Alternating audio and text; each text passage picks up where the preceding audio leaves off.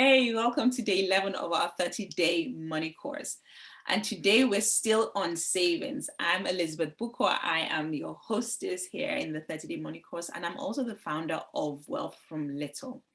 Okay, so yesterday we talked about saving for unexpected bills and expenses, but today we're going to talk about saving for expected bills and expenses. So what are expected bills and expenses? These are the trip you plan to take next summer. It's also the car insurance you're going to have to pay for next summer. It's also the MOT and the mechanic costs that come out each year. It's also the school fees that come out every 3 months or every 4 months. It's the fee for that amazing course in singing and dancing that you have been longing to take for the last 5 months. It's the sign up fee for that. It's those things that you either want to do or you always do, you always pay for. You either want to pay for or you always pay for every year, and usually they come up in lump sums. Yeah, so the idea is, one, go through and this is your assignment as well, go through the cash flow statement that we had when we split our expenses into essential expenses and non-essential expenses, which are your variable expenses.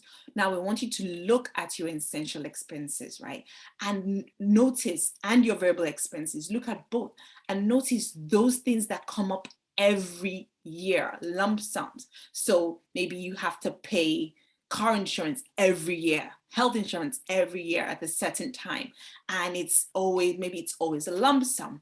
And or you are planning a holiday to a really wonderful country with your friends, and it's going to be all inclusive in this beautiful, beautiful, beautiful place, but it's going to cost maybe 1,200 next summer for you alone. So you want to highlight all those things. So we are planning in advance for them, knowing that it's going to come and we're going to pay for it, and we also want to pay for it, right? So we highlight all those things, and then we decide that, okay, between now and then, calculate how many months between now and when it's due. And let's say it's 12 months to the holiday, 12 months to this, till the MOT and the insurance is due, or 3 months till the fees are due in school, or something like that, right? You calculate how many months you have, and you also know the lump sum, how much you have to put down. And what I want you to do is to divide that lump sum by the number of months you have. What that is going to tell you is how much you need to start saving each month, so that when that day is due, it's not a huge amount. So let's say your holiday is going to be 1,200 in 12 months time, right? So 1,200 divided by 12 is £100. So you save £100 each month. Let's say you need to pay school fees, which is 3,000, and it's due in 3 months. So 3,000 in 3 months means you have to save £1,000 each month, so that by the third month, you're not looking for this huge lump sum of 3,000. It makes it so much easier to manage your money, no matter how much you earn. So this is not just for those who earn a lot or those who don't earn a lot. Irrelevant of how much you earn, this makes managing your money so much easier. So that's your task for today. Make sure it's open. And another thing that I do, which I think is very helpful, is I open separate accounts or separate saving pots for the different savings goals.